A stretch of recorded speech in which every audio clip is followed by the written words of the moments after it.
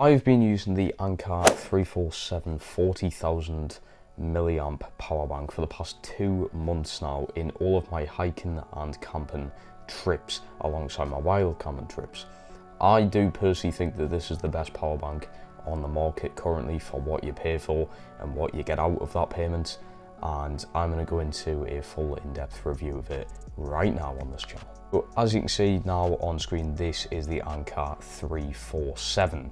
It has just everything. It's got everything that it needs to, right? It has got absolutely everything, and I'm telling you that right now. 40,000 milliamps worth of power. It is a big old boy. It's like a brick when you're trying to hold it. 30 watt charging on the USB-C ports, and for the iPhone 13, which is the phone that I use, you get about 8 charges from 0 to 100%, which is very, very good nowadays for power banks and what you're paying for.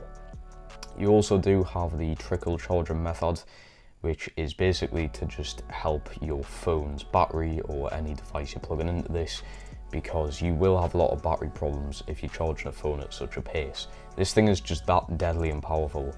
It can charge your phone in a matter of minutes. By that I mean about 0 to 100 in nearly an hour, which is absolutely crazy. You're looking at about 45 to 50 minutes for a full 100% battery charge. This is why they invented trickle charging. All you do is double press the circle that you see, and that takes it in the trickle charging. It just charges your phones, and though that device is slower, but you just get a much better charge out of it. I would say one downside to this, it is not even water resistant. You get one bit of water on this and it is game over. Trying to keep humidity off of it as well is, or can be, a pain in the arse. I've managed through the past few camping trips and my hiking trips to keep it fully away from any type of liquid, and it's worked very well like that. I cannot knock it off. One downside I would say is the sheer size of the wire. There is no need for the wire to be this small. I know this is just the wire that you would use to charge the power bank, but please can we have bigger wires with power banks? There is no need for the wire to be this small. Even if you get like a coiled wire, so you can spring it out to a full length if needs be, I would say that's one downside. Another downside is just the sheer weight of this thing.